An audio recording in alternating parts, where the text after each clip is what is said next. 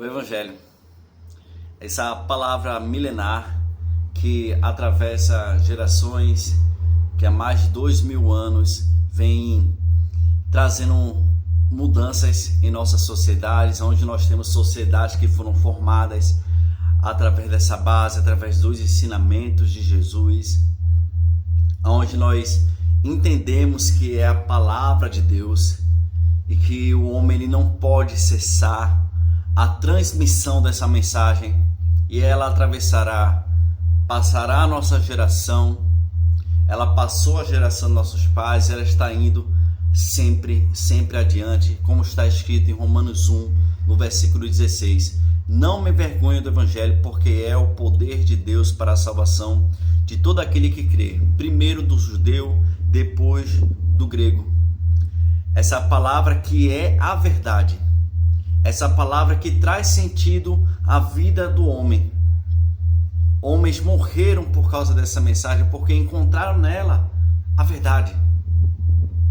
Entenda que quando Jesus ele começou a pregar à multidão que ele precisaria sofrer tais dores, que ele seria crucificado, que ao terceiro dia ele ressuscitaria, muitos daqueles que estavam em Jesus, que estavam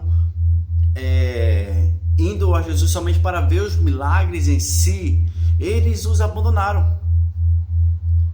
E então Jesus ele vira para os seus discípulos e pergunta a eles: e vocês também não vão? E Pedro ele fala aquela frase emblemática: para onde iremos nós se só tu tens as palavras de vida em eternidade?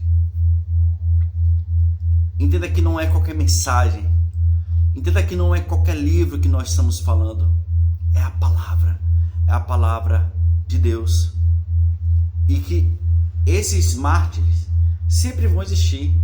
Não, a Bíblia fala que nós tivemos homens que se venderam a sua liberdade simplesmente para pregar aos escravos.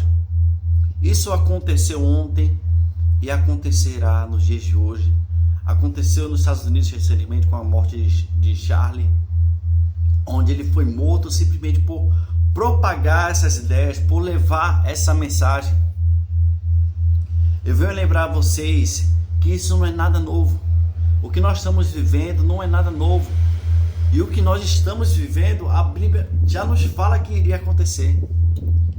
E vendo isso acontecer, eu me lembrei de Daniel, do próprio Daniel, que estava ali naquele escalão político, que sofreu ameaças, que foi jogado até numa cova dos leões pela mensagem poderosa que ele carregava.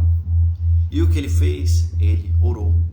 Entenda que a briga das pessoas não é contra você, mas sim contra a mensagem que você carrega. Como Jesus nos disse lá em João, no capítulo 15, do versículo 18 ao 21. Se o mundo vos odeia, lembre-se, o mundo me odiou antes de odiar vocês. O mundo amaria vocês se vocês pertencessem a ele. Todavia, vocês não são do mundo, pois eu escolhi vocês, tirando-os do mundo.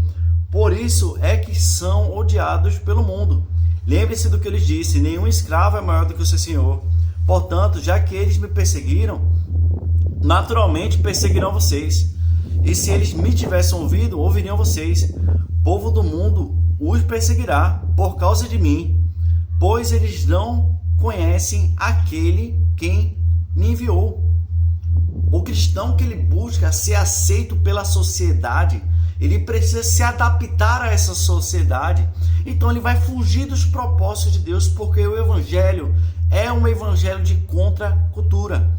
Entenda que muitas das vezes nós nos preocupamos com exposições, porém, quando nos calamos, espaços são ocupados e deixamos isso acontecer por muito tempo.